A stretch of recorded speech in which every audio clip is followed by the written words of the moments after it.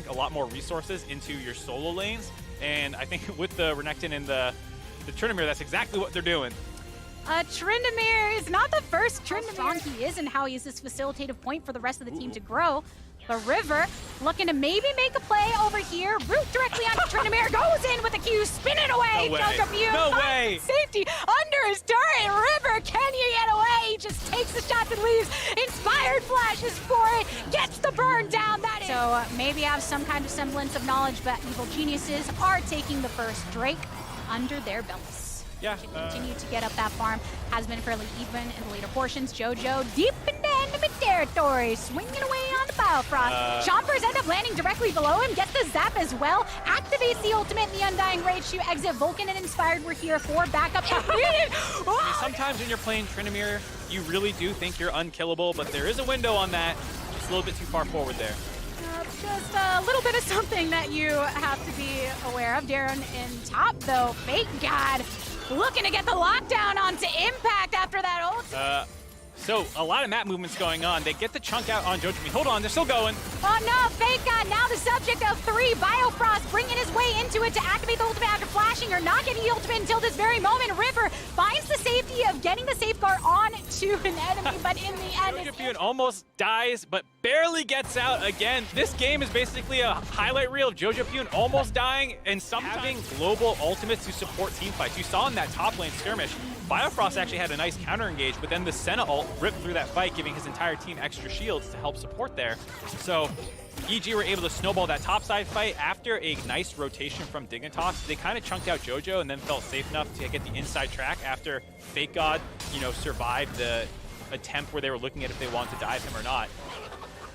You know, we've just known so many Jinx rockets and the like. Oh, Root coming on Jojo. He had the ultimate though, so he pops it again. Yeah, might get the kill though. Swinging, finds a unleashed teleport can be such a threat. The traditional teleport of time. Damn, Inspired's rich. He got that good money. Impact getting those good shots from Fake God though. Throws it back, activates the Lord Dominus. Fake God gets the kill on the off of that action, but Jojo still residing over in that bot lane. Does have his teleport available. Same with Glenn, who's actually joining the fight. Whoa, what a burn down. Neo, they no longer have their bot laner, and meanwhile over towards the Riverside, a solar flare to try and get an additional kill onto River. They have lost 3 members on the side. Mounting a counterattack, they were looking for flank opportunities, and EG were just too fast on the play. They're the ones who actually pulled the trigger. And because of that, positioned in a way where they can safely drop down that Rift Herald, finish off that bot side turret. So now they have officially cracked into the 3-1 after that kill, so wrong.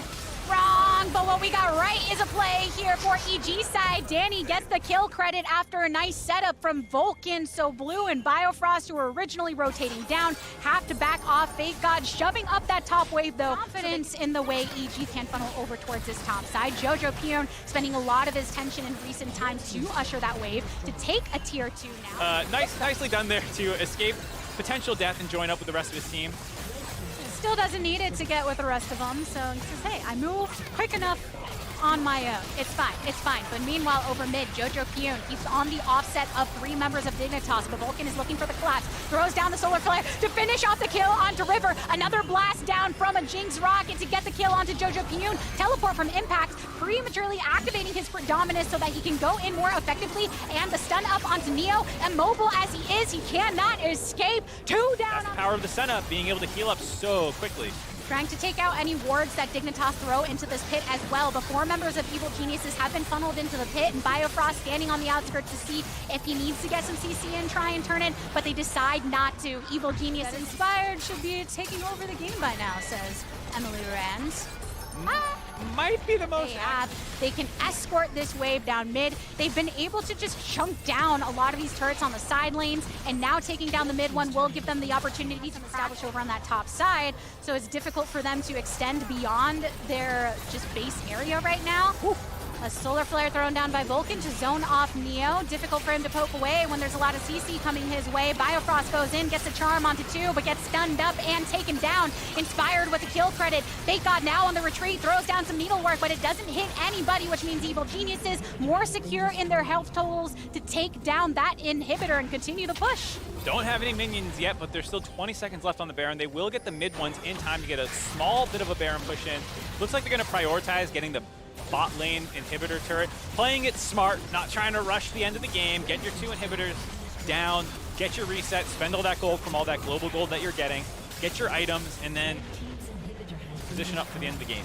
Now they can back off, take the safe play. River, though, runs into a Jojo Pune here in the jungle, tries to pursue him a bit, but Inspired's coming on the opposite direction, connects with the Q in pursuit, and River is dead. Fake God coming on down for grabbing the 3rd inhibitor instead. They rotate up there. Jojo's back up to full health after grabbing that red buff as well. And with River down, that's kind of one of the main engage tools available for Dignitas. It's going to be easy to grab this.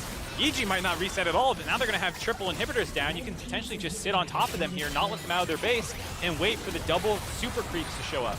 Oh, Lad, looking for the 5v5 ultimate onto blue. They pop him. The Leona ultimate's going to come up in just a little bit. Impact getting his and actually backing off. Fake God now the target of Jojo Pune, who's exhausted. Fake God goes into stasis to keep himself alive, and Jojo Pune backing off as soon as he activates that ultimate. 3 down on the side of Dignitas. The remaining 2 of the bot lane of Neo and Biofrost retreating into their fountain for a little bit of sustainability. But meanwhile, Danny's healing up everybody, keeping Inspired, keeping Jojo Pune on it. They take down 1 turret. They take down another one. Biofrost shielding up Neo so he can get additional poke. But Inspired goes golden himself. Danny can get another hit onto the enemy ADC. Biofrost can't hold it on its own. Evil Geniuses undefeated in the group stage. Evil Geniuses break out a different